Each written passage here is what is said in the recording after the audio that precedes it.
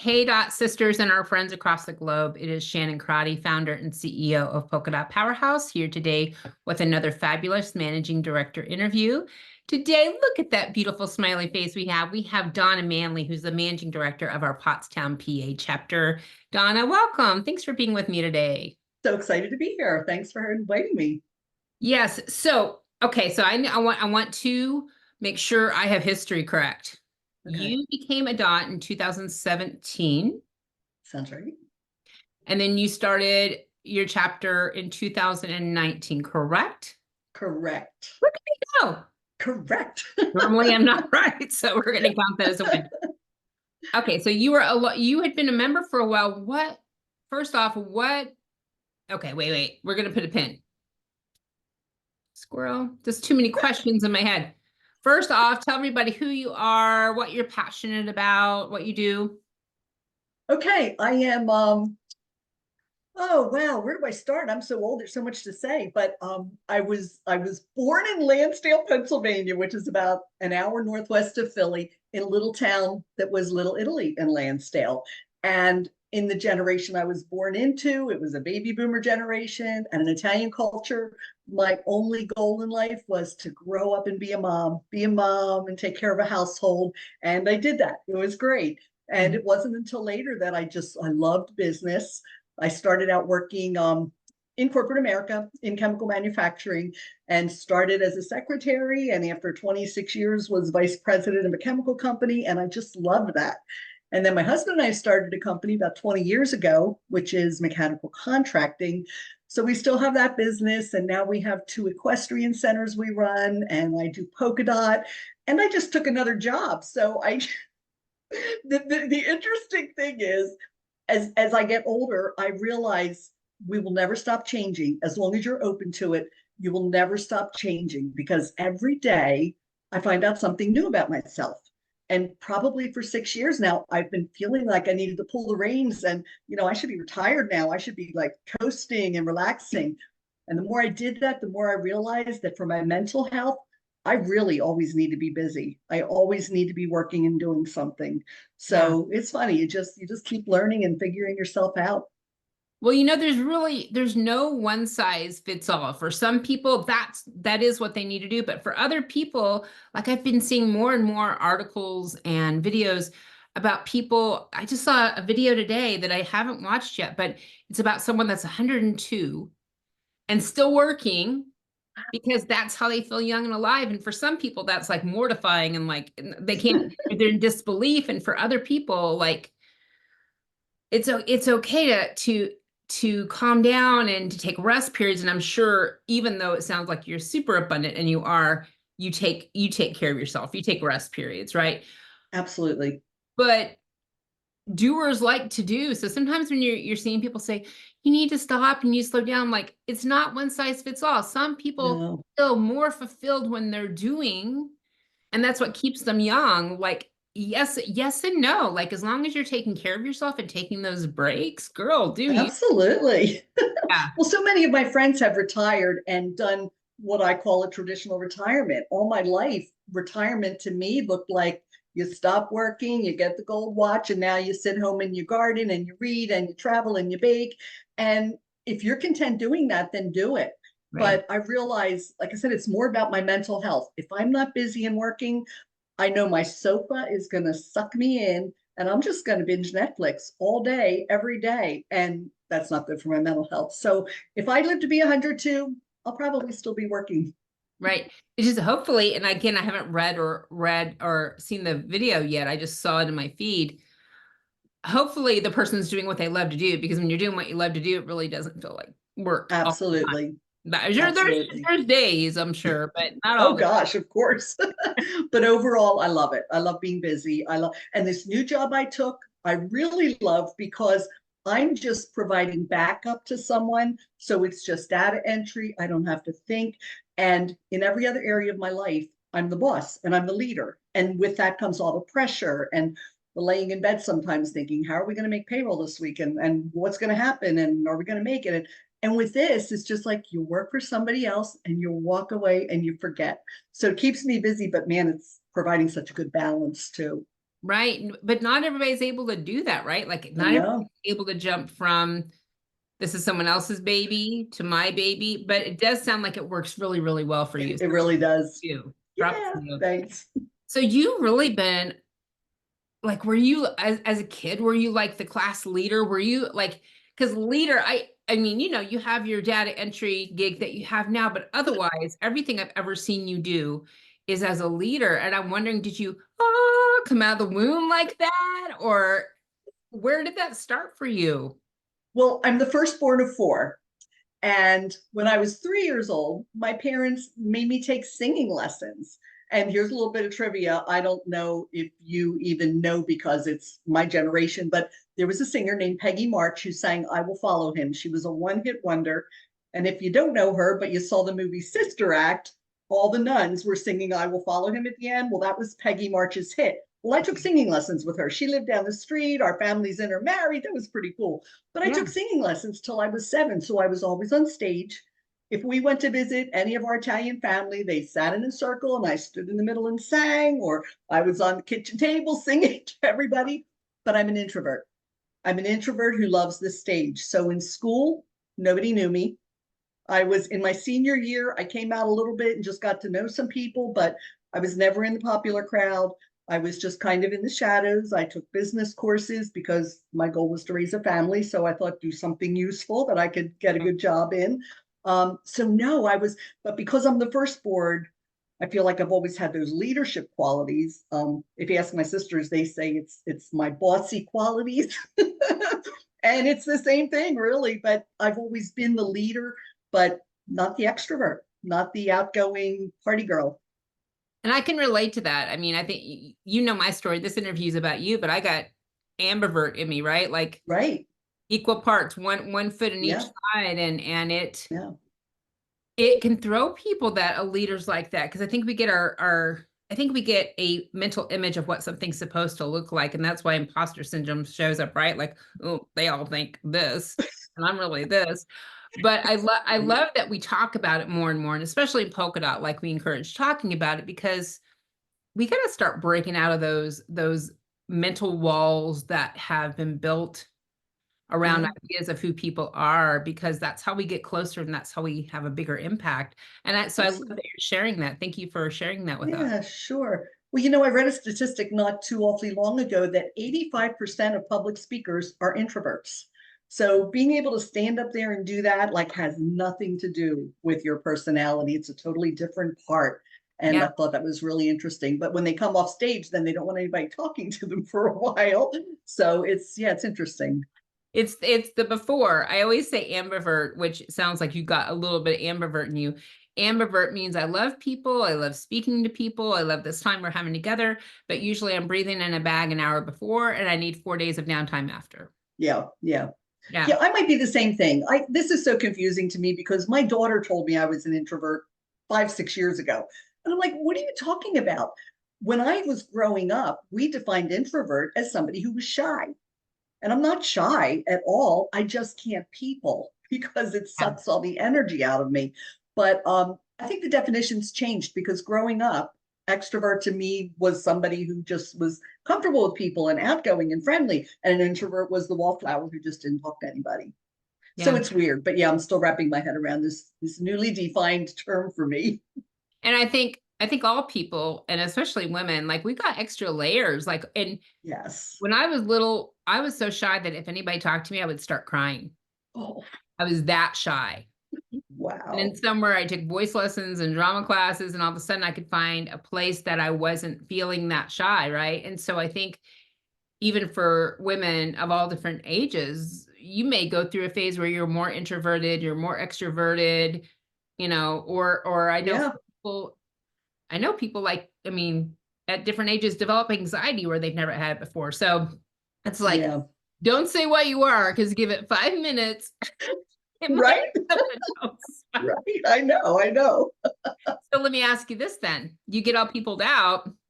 So what made you want to start a polka dot chapter? Oh, yeah, that's interesting. Well, the early that year, that January, I collected my first Social Security check.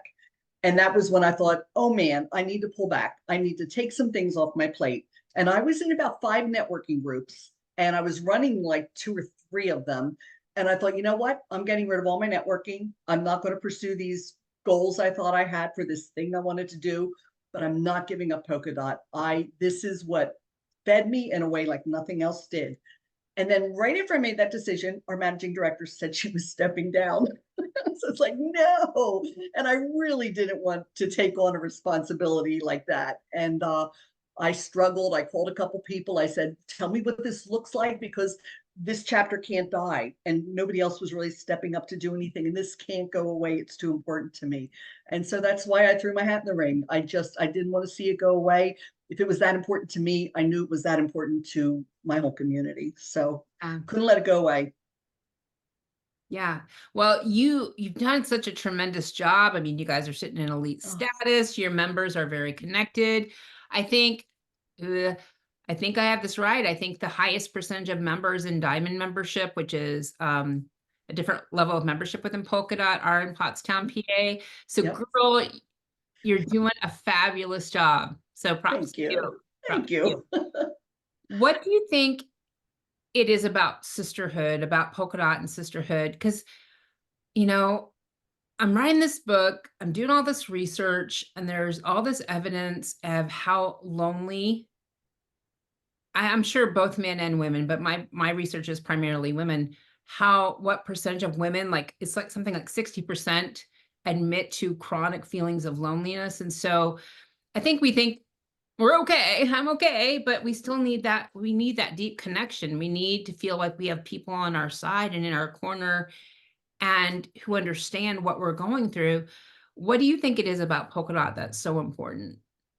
Well, that's why Polka Dot's been a lifeline to me, because up until Polka Dot, my experience with women has not been a positive one. And I think that's probably true for a majority of women. You get into groups of women, and it gets catty, there's all the drama, there's the backstabbing. That's not uncommon. And I think too many women have had that experience and really don't know that it's possible to have a different one. And Right. Polka Dot provides such a different experience. And I think it's because you started it with certain expectations. And I honestly believe that that's why these are the kind of women we're drawing. We're drawing women who truly want to support one another. And I just love that. And once you find that, then you find the support, and you don't feel the loneliness anymore, because all these women have your back and would Right. drop everything in a heartbeat if you needed them. And even women you might see once a year, if you called them, they'd be there for you. And Yeah. those women were out there, but God, kudos to you for finding a way to reach them, because I just don't think they were coming together in big enough numbers that, like you said, that so many women didn't just feel lonely all the time. Right. And I think, as humans, I think there's still like those moments because we're still dealing with the Of six issues course. right here. But I think overall, knowing that, and we've said this on many interviews, so I don't want to sound like a broken record, but if we can take down the walls that separate, these are supposed to be my mom's friends, and these are supposed to be my work friends, these are supposed, and just say I have people, Yeah. so that when you talk about to people about loneliness, a great deal of that is when they have a big life change. They have a relationship breakup, they get retired, or they exit college, or they have a move. And so it's during those times of huge growth that we may outgrow current friends, or that we might find ourselves displaced. And so if you have a community that's not niche specific, Right. so that you're like, wait, well, those were work friends, I'm retired now, those aren't my friend, I got to find new friends now. And you just have people, and that community is always growing. To me, or at least for me, that's a much bigger comfort than having to process and sort and keep track of different categories of supporters and friends. Yeah, absolutely. Yeah. Yeah. And it really teaches you, when you build a community like this and you really learn how to support one another and encourage one another, there are just so many good life lessons that can be taken everywhere. I mean, whether it's with your family or your spouse or your friends, it's just, if something's important enough, you don't let walls go up, you don't let things break. It's like, no, this is too important, we're going to fix this. But the Right. community of Polka Dot is kind of reinforcing that and encouraging that every day. And it's like just working that muscle, it's flexing that muscle, and it just helps all your relationships to just be stronger and better because they're important. Absolutely. They are way, I believe they're so much more important than we even give them credit for. It's when you don't have them or when you desperately need them that that high value goes up. But even in the times that you're coasting even and good and things are fine, those things need to be growing so that when those dramatic parts happen, you're not starting from day one. And you're also enjoying things together because no relationship thrives during just chaos or during Right. chaos. It only thrives if you've shared good times and bad times, if you know each other. All those things are always developing all the time, not just when you need people. No, right, right, absolutely. Yeah. Yep. So we often say that Polka Dot can't provide support, sisterhood, any of that. We can only provide a reflection of what you're putting into the world. What reflection have you seen lately, Donna? I guess this whole feeling of support and encouragement and love, because my mission statement for my chapter is just to love these women to death and to infuse passion in them, to just really want to encourage and support one another.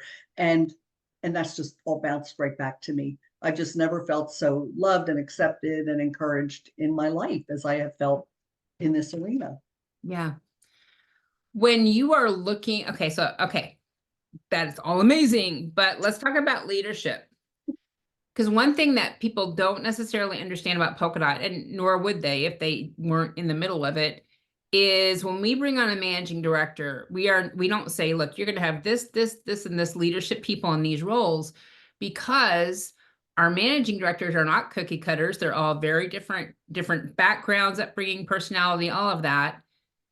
And their different strengths need to be balanced in different ways. So we can certainly make recommendations, but we say you need to build to balance you. So for example, so for someone who's like, what are they talking about? For me, I'm a visionary with very little detail skills, right? So our team has a lot of detailed people because otherwise we would fall over, right? Like I'm not supposed to be good at all the things. And when No. you build a leadership team, right, you don't have to be. When you are looking for leaders, what are you like magnetized to? What are the qualities when you look for leaders for like your leadership team or even your other companies? What are the qualities that you seek in people? Well, the thing that's made the biggest impact on me and been the biggest game changer is when Sue Davis presented a little snippet of the book called The 6 Zones of Working Genius. That's a game changer because it made me realize exactly what I needed to look for, because you need somebody in every role. You need the visionary, but then you need the person who's going to take that vision and come up with some ideas on how to implement it. And then you need the person who's going to ask all the tough questions, who seems like the person who just wants to shoot it all down, but they just want to make sure you succeed. And you need you need all those Right. things.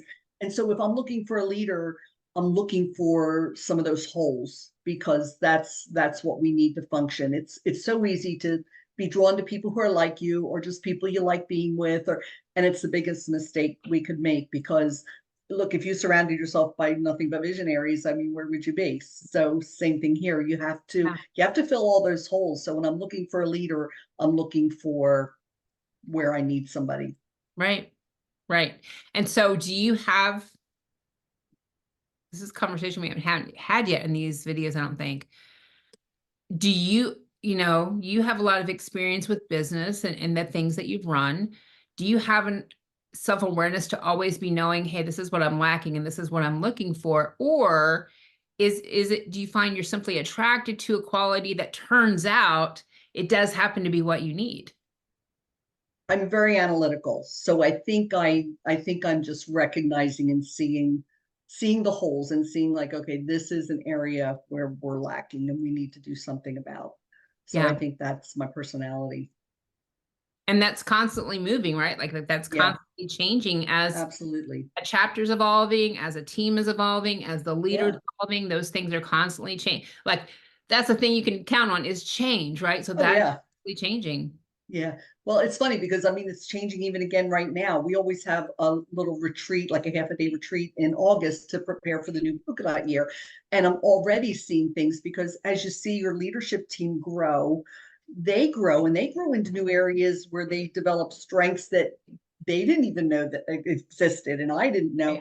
And boy, they might be way better suited doing some different things. So I'm really excited to meet this year and just really tear everything apart. And, maybe we just sort of shake things out a little bit in the way Yeah. people are doing things.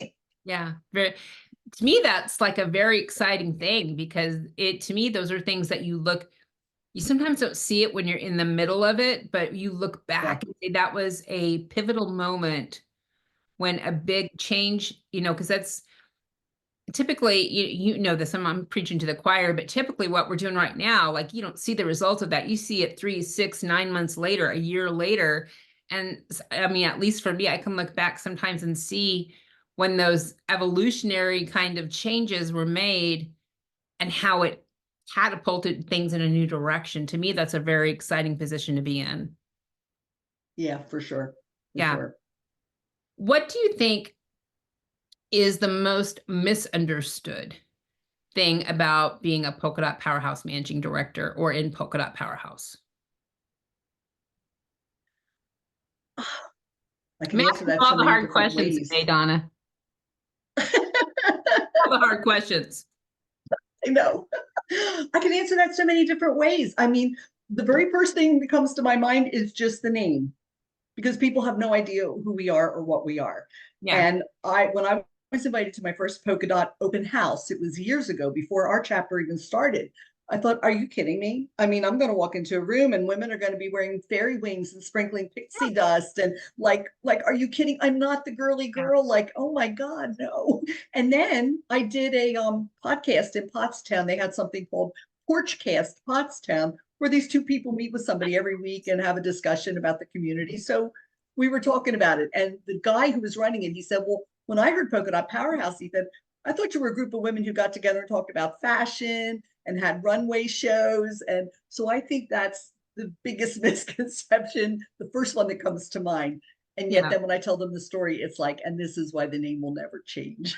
Yeah. And for those of you watching, without getting too far into it, because I want to focus on Donna for this time period, my sister Tina, who had passed, had sent me the name Polka Dot Powerhouse from heaven. And so that's why it's never changing. It's because it's a gift from Tina. We actually say every new member is a sister that my sister Tina has sent. But what's interesting is sometimes people will say, we love the group, but you got to change the name. And they don't know the story. And I'm like, we're not going to change the name. Not happening. Sometimes people ask me what I think she meant by that. I'm like, I can't really tell you. That being said, what I like, the way that I kind of reconcile that name, and I'm not sure if this is what Tina meant, is the polka dot part is the celebration part, and the powerhouse, like we can have both.